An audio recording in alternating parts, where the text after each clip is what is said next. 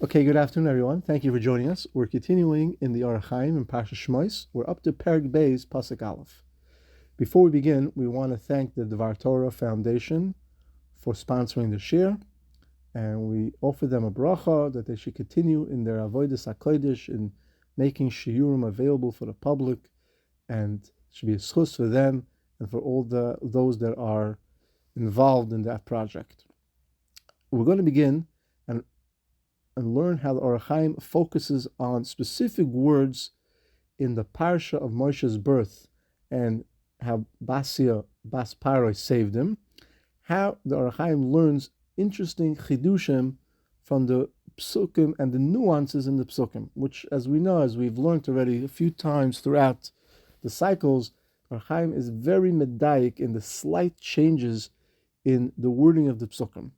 So we begin now, Perek Beis, Pasuk Aleph. Vayelech ish mi Beis Levi. A man from Beis Levi went. Now, who is this man? We know it's Amram. So we have to know it's not part of the shir, but it's important to point out, why does it say ish? Why doesn't it say man? Vayikach es Bas Levi, and he took Bas Levi. Who's Bas Levi? Yochevet. So why not say Yochevet?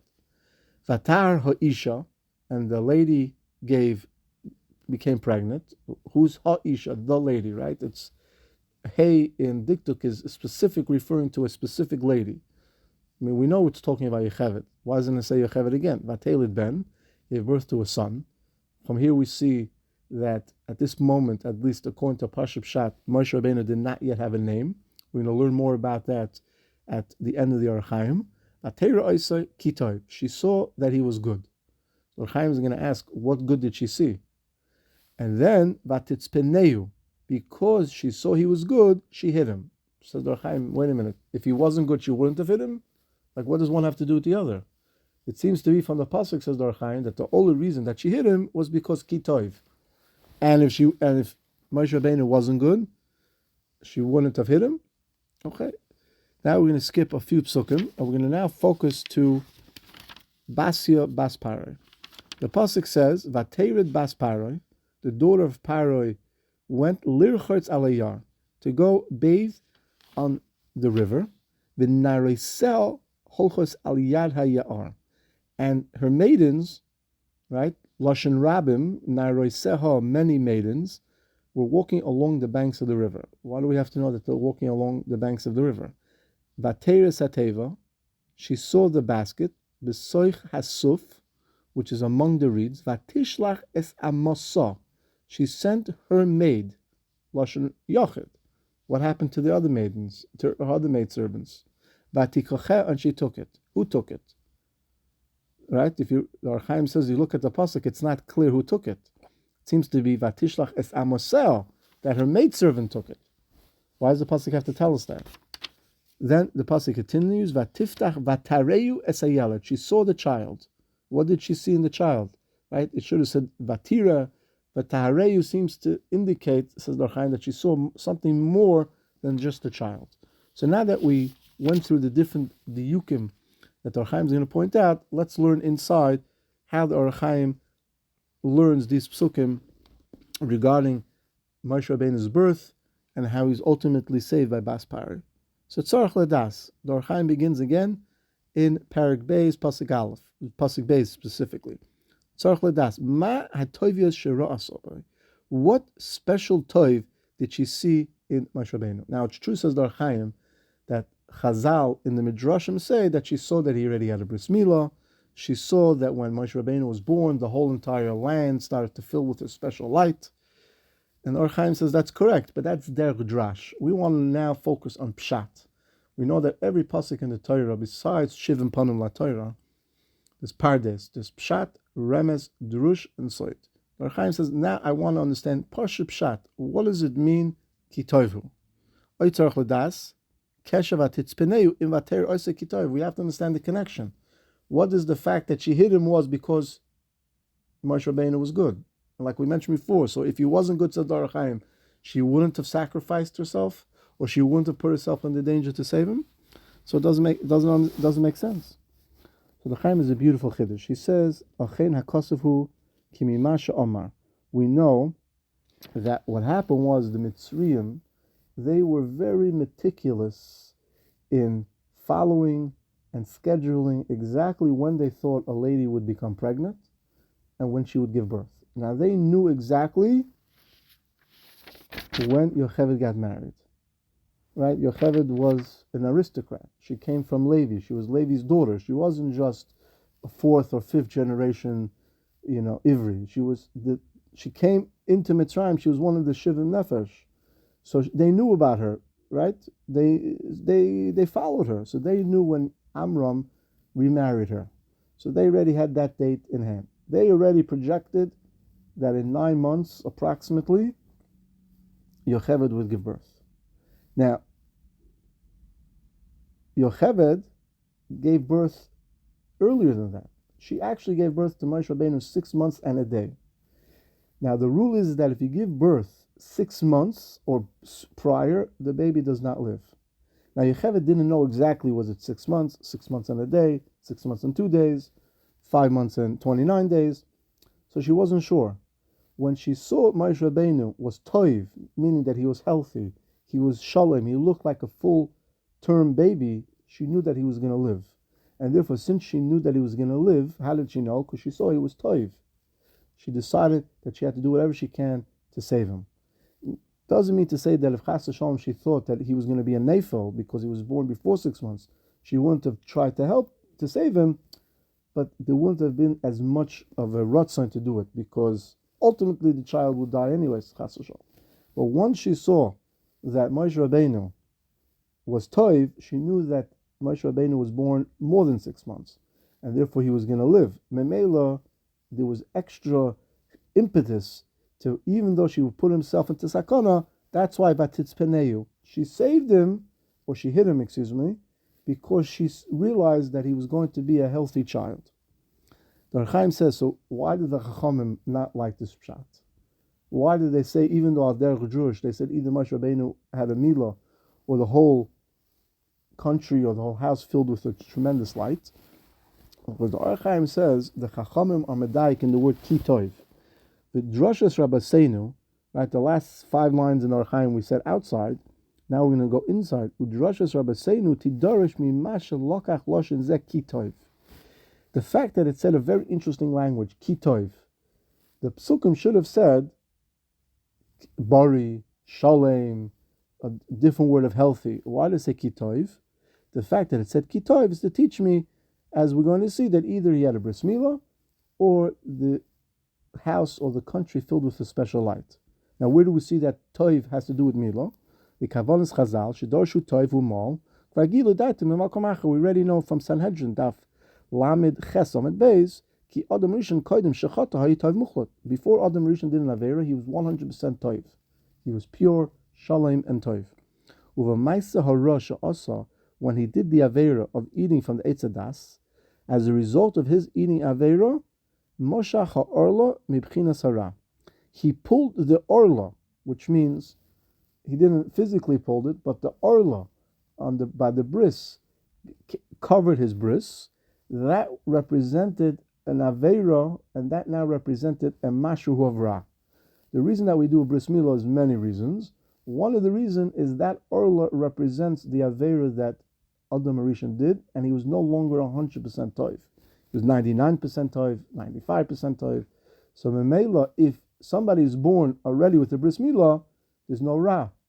So therefore, Chazal say that it's true that you have to have what's called hatafas dam. Lu yitzur, somebody was born with a bris milah, or had a bris milah in the hospital, not with the intention of that it should be a bris milah. They have to do what's called hatafas dam. They have to prick a little bit to let some dam come out, and that is the bris.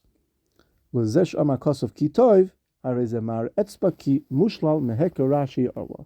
The fact that the Torah said that Moshe Rabbeinu was toiv shows that there was no semblance of anything that to represent Adam Harishon's avera. In addition, Adam Harishon ate from the tree before his time. It's a concept of orla, because orla, you're not allowed to eat the tree before 3 years. After 3 full years, then you have to bring it up to Yerushalayim. So there's that same concept. That avera is represented in the orla. Now so we understand why the pasuk said kitov. Hachaim explained, because that showed that Moshe Rabbeinu was born more than 6 months and a day, and then maybe he was going to live. Therefore, vatitzpeneu, Yocheved put herself into sakana. Now, once she realized that Moshe Rabbeinu was going to live, there was a reason to hide him. Now we're going to skip to the next, to Pasuk Hey, where we're talking now about Basia. Some call her Bisia, and it says, V'narisel, her maidens holchos al yad hayam. Why do you have to tell us this? Why is it important for us to know that she was walking with her entourage? We never read about Paroi walking with his entourage. Sarach Ladas, says the Hachaim, Kavona Sipra Zeh, V'narisel holchos. V'ulai, she'yichavin loiver ma'aseh Bisia. The Torah wants to tell us the great deed that Basia did. Lios ki ma'aseh mitzvah gedoyla, also she did a tremendous mitzvah. How do we know that? By teaching us the following. Number one, that Basia was accompanied with an entourage of servants. Why? Because we know that for a princess or a prince to walk alone or without an entourage is a pagam in the malchus. Gam mimusar hagedolim ubefrat hamalachim, says the Hachaim, lios lohem. They have what's called in English a retinue, an entourage. In addition to that, there's one special individual that's their personal shamash, their personal gabbai. This person is with them 24 hours. Now, it could be today it's this person, tomorrow it's that person, but there's always one designated individual that never leaves a prince or princess alone. It's his protector or her protector. If she needs something to drink, gets it, helps her in all different manners and types. And therefore, Lios lam echad miyuchad mechubed harbe, and this individual has to be very prominent, important themselves. Why? Because lizgalis lafanav ilashanshay. Right? In order that when the king or the bas paroi or the prince goes to the bathhouse, they don't uncover themselves in front of someone who's not important.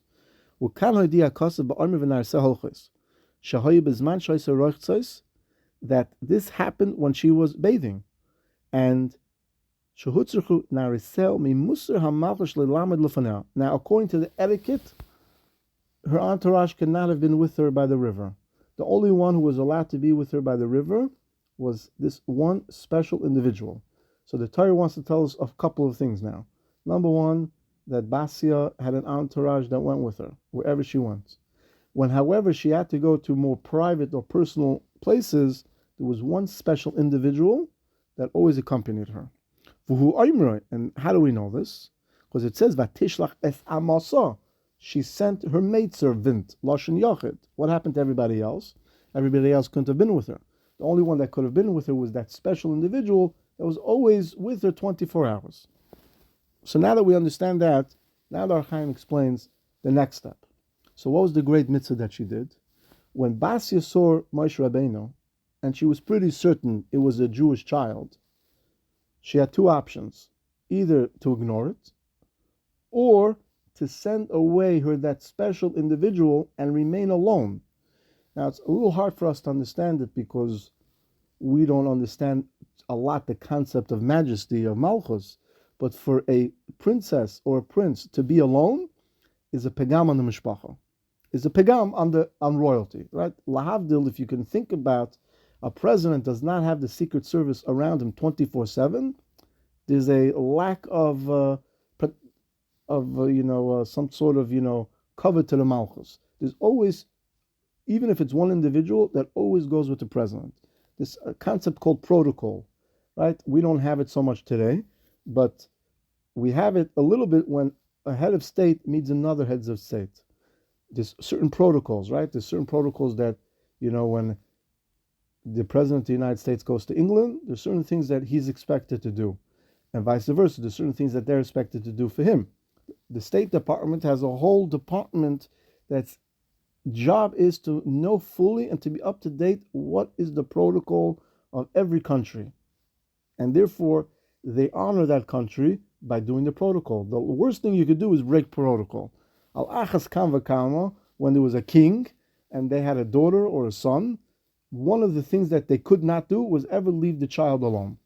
And Basia did that. So it actually was like a double pagam to her. right? That she herself did it, and she ended up being her alone. And the Hachaim says, from the pasuk, it's not clear who actually went ahead to get Moshe Rabbeinu. It says Vatishlach Hasan Masa Vatikochel. But the Hachaim says it really doesn't make a difference, because either way, what she did was a tremendous thing. Either she sent the Amma to get Moshe Rabbeinu, because she didn't want the Amma to convince her not to, and she was left alone, or she herself actively went ahead to get Moshe Rabbeinu and left the presence of the Amma, which is also a bad thing. And that's a little bit of a pagam. That's like a busha to a princess to do. The Hachaim says because of that, that was the pasuk's intention to teach us the great mitzvah that she did. That's why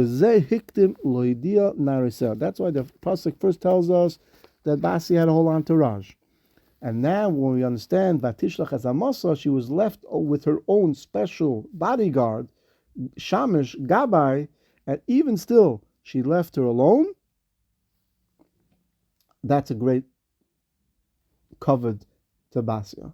If the pasuk would not have said that she had her whole entourage waiting for her on the side, we wouldn't have known this. And Mela, that's why the pasuk teaches us that every king and every prince and princess goes with a whole entourage of people. But when they go to a private place, especially to bathe themselves or to get dressed, there's only a special, important, dignified individual. Pasuk then continues that Basi opened up the basket and she saw Hayeled, the child. Says the Hachaim, Tzarech L'das Omer Vaterehu. What's the word Vataharehu? She saw him. Shailomer Vatera, the correct diktuk should have been Vatera. Venir sheneskaven loima sheyoda shateva u'mialodim ha'mishlachim yara. Basi right away knew that this teva was from the Jewish children. V'neskavla lahatzilai, and her intention was to save him. Kamashi perashnu, like we already explained, says the Hachaim, in pasuk Hey, Vatishlach Hazamasa. Hu oimroi vatiftach vatareu layeled. This is why the pasuk says she opened it and she saw the child. Sheneskaven lahatzil. She saw the child that she intended to save. V'miyeh oimer hakosav vatera yeled, not hayeled. Yahamash kirosa mashlechosho. It would have, I predict it would have meant, oh, she was surprised by what she saw. Vatera, and she saw the child. No, vatareu es hayeled, the yeled that she always intended to save. The Dorsha Chazal have a different shot. Vatareu roasa shchina imay, but the focus on the words, she saw something, not that she saw the child. Vatarehu means that she saw something. What did she see? Roasa shchina imay. And you have to explain, how is this possible? How did she see the Shechina? The Hachaim says, I understand, she's a goy. She's the source of Tumah. Now, even though we explained that even though Paroi was a Klipa, was a Tumah, it's still possible that he could father a child who's a Tzadekis. Because Basia was a Tzadekis. She had a Nefesh Tahira. We learned that from Rivka. Rivka, the Hachaim, we learned, came from Besuel, a tremendous Russia. Her brother was Lavan, even a greater Russia. Somehow Rivka came out from this family. So the Hachaim says that's not a problem. Hashem works in these ways for reasons that are known to him. The Hachaim has a very practical question. How did Basi know that this is the Shechina? Yeah, she saw a beautiful light. Maybe it was the sun. Maybe it was a reflection from the water. Kiminayin yoda Shechina. Mi beis avia v'avi from her father, grandfather's house. It can't be. She saw some sort of special light. Now, why did she deserve this light? Why did she deserve to recognize this light? Hakadosh Baruch Hu did it that Basi should realize that this is not just a regular Jewish child. This is a special child. If it's a special child, they have to take extra care. That's exactly really what happened, because Basi tried to nurse the child, tried to have other Mitzrayim nurse the child. It didn't work. Now, if it was a regular child, would have Basi taken the extra step to now start looking for a Jewish woman to nurse her?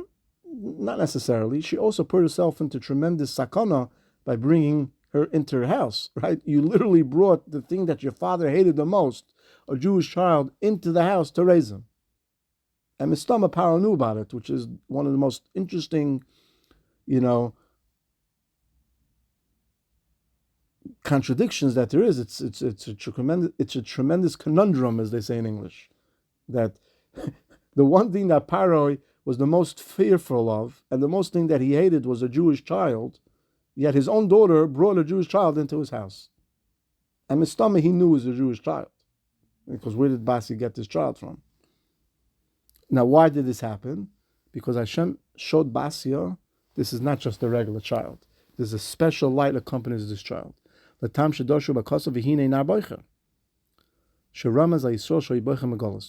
pasuk have to say that he was crying? Babies cry. Babies don't cry. It's important. Yeah, because to teach us that the Shechina was crying. It wasn't the baby really that was crying.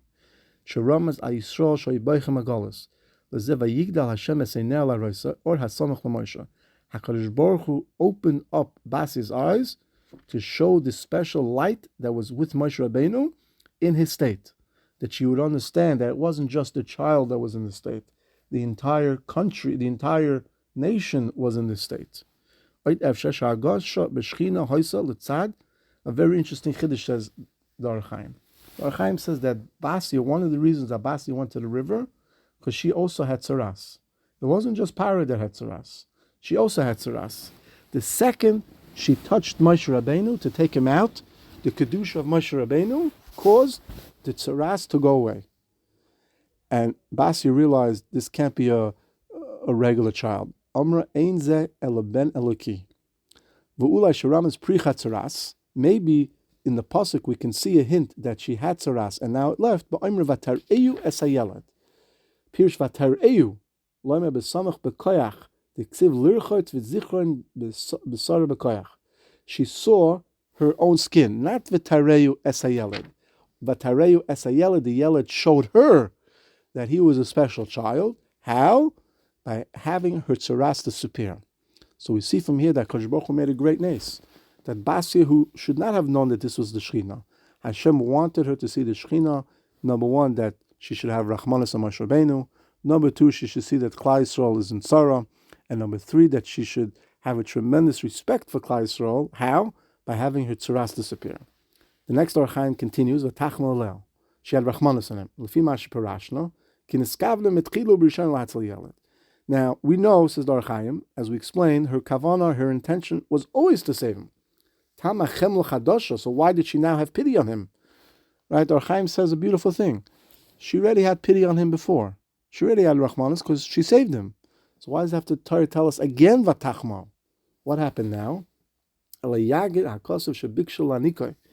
we mentioned before, she wanted to have him nursed, and he wouldn't nurse.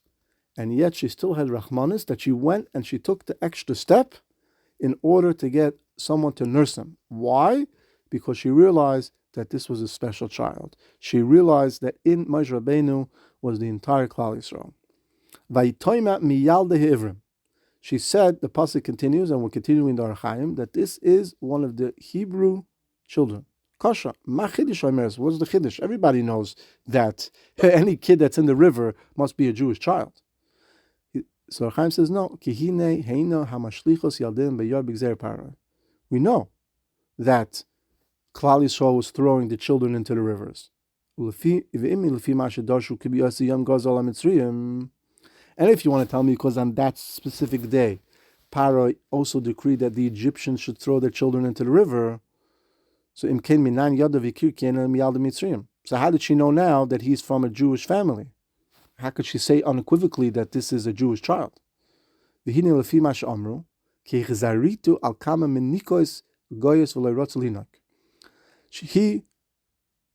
was brought to many different Mitzrayim to nurse, and he would not nurse.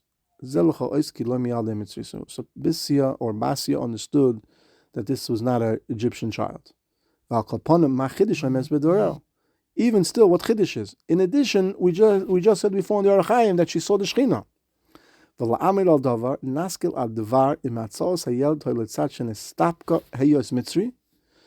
Hachaim says, let's look at this in a practical manner. We know post facto that she saved Moshe Rabbeinu because she had Rachmanis on him. But who said? Maybe she saved the basket because she thought it would be, originally she thought it was an Egyptian child. Yes, afterwards she realized that it wasn't. But at the time that she saw the basket, right? Who said that it was a Hebrew child. Maybe it was an Egyptian child. So Hachaim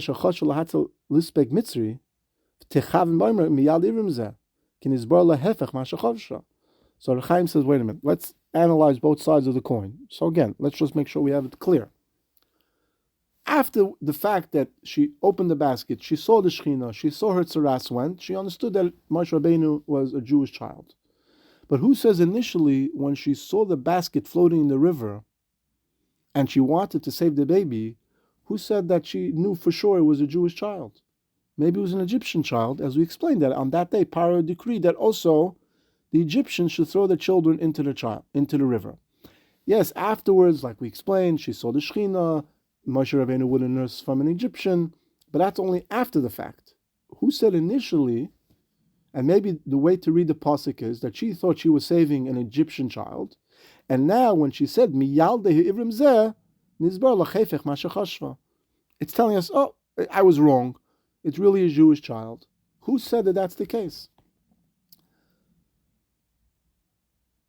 And our Hachaim explains, v'davar zeh haseichel yivacheru ki stam goy lo terachem ela b'nei umasa. Because Pashup Pshat, she would have had Rachmanis only on an Egyptian child. The Sachar Lai Menekes, right? And she would have only for him gotten a maid servant to nurse him, right? Or Chaim says this svara seems to make a lot of sense that she initially thought it was a Egyptian child, because why should she have Rachmanis on a Jewish child? However, he says Ein mizeh raya ki acha sheyodu malasoi gam sheripois mitzarata richmalav. It stands to reason that her heart would have been anyways towards Klal Yisrael.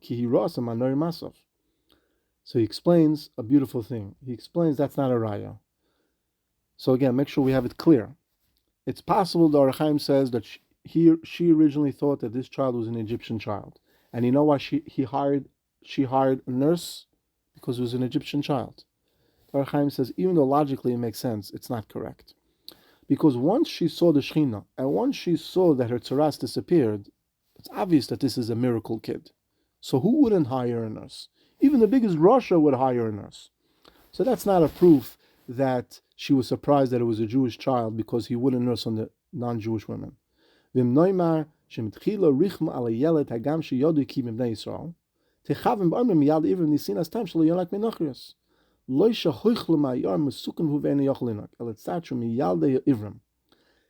answer, says the Hachaim, that what she said over here wasn't a wonder, miyalde ivrim. Rather, it was a statement. You know why he's not nursing from the Egyptian women? Because he's a Jewish child. That's why right after that, once Miriam realized that Basia said it as a statement, Miriam really understood that Basia was very merciful to Moshe Rabbeinu, right? That's why, did you ever think why Miriam went to Basia, says the Hachaim, and said, should I get somebody to nurse? Maybe she didn't want. But when Miriam heard that Basia said, of course he's not nursing from the Egyptian women because he's a Jewish girl, like a Jewish boy, like I told you. Miriam understood that she really wanted to get him a nurse. They convinced her to go to the Egyptian ladies first. And therefore, right away, says the Hachaim, beautifully how he ties every word in the pasuk.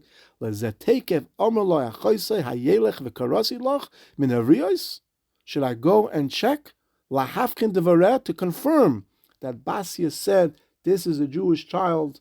Of course, he's not nursing from the Egyptian women, and she said yes, and therefore she went and got her mother. Now we're going to learn the next piece quickly outside. The Hachaim wants to understand, in all the other names of tzaddikim, what went first? First it said the reason for the name, and then the name. For example, by Yitzchak, what does it say? Kol hashomeya Yitzchak. Anybody who hears that I gave birth will laugh. Therefore, I called him Yitzchak. Why was he called Yaakov? Because the pasuk says, V'yodai ochezev ba'akev Esav. Yaakov was holding on the heel of Esav, and therefore we called him Yaakov. So on and so forth. The Hachaim gives a few other examples. Over here, it's the opposite. Over here, Basia called the child Moshe because I took him out of the river. So first the name, and then the reason. So the Hachaim gives a few teretzim. Teretz number one, very Parshat. Of course, the Imois had Ruach HaKodesh.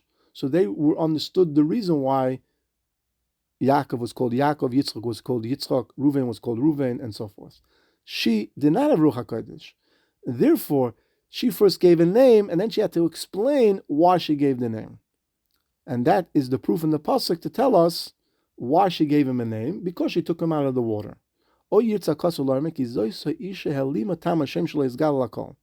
Hachaim says that Paro's daughter did not want to tell people why he gave her the name.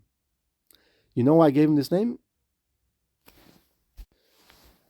Because if she would have explained right away, oh, I saved this kid from the river and therefore I called him Moshe, everybody would have said, you're going against your father. Your father ruled that every kid had to be destroyed, to be killed. So the pasuk says she gave him the name Moshe.